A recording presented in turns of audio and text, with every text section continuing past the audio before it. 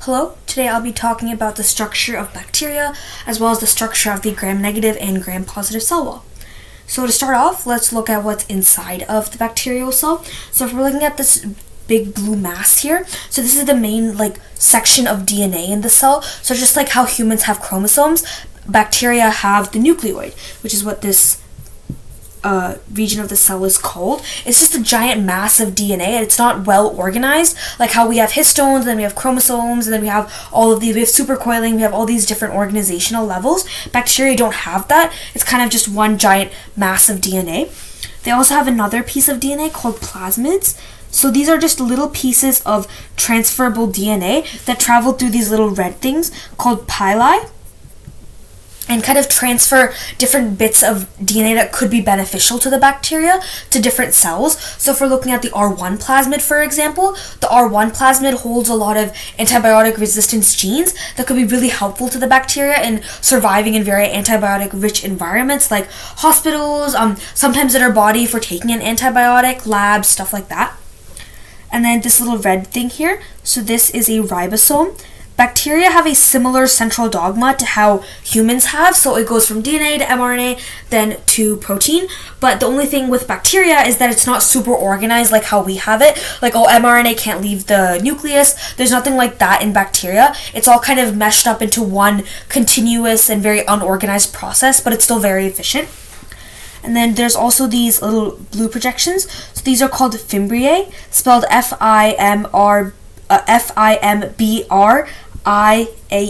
So these are projections that allow the bacteria to adhere to other cells and surfaces like our gut in cases of very pathogenic gut bacteria and stuff like that. We also have the capsule, which is a sticky outer sugar layer that is also related to how the fimbriae works in adhering to different surfaces, our body, other bacteria, as such related.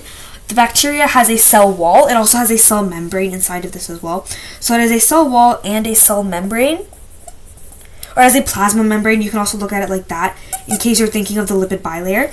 But also as a cell wall. The difference in the cell wall in bacteria is that there's two types. There's gram-negative and gram-positive. Gram-negative is this one, and then gram-positive is this one. So gram-positive, it has a very thick peptidoglycan layer, which is this brown thing right here. Peptidoglycan, just like its name, is protein and then sugar, right? Because the root pepti means protein, and then the root glyc means sugar. So sugar, or protein, sugar. So that's kind of how you can understand what the peptidoglycan layer is and what it's made of. So this is the peptidoglycan layer. These two are the plasma membrane. Very similar lipid bilayer membrane to the inside of the cell. So this is kind of the same thing.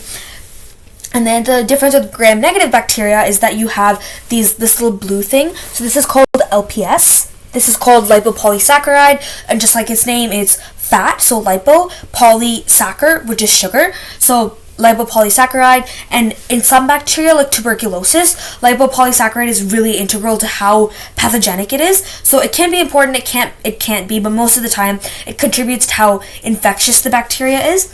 And then you have a very thin layer of peptidoglycan on the inside for the gram-negative bacteria, and then the outside right here. So this is the plasma membrane. So gram-negative bacteria, they have two different plasma membranes. They have two different levels almost. So that's the difference between the gram-positive and gram-negative bacteria. Bacteria also have this other thing right here called the flagella. So this flagella helps the bacteria in movement. So the flagella moves in a very side-to-side, but also rotational manner. So that's kind of the movement that the flagella makes in order to help the bacteria move. So that's the function of the flagella. Let me label that as well.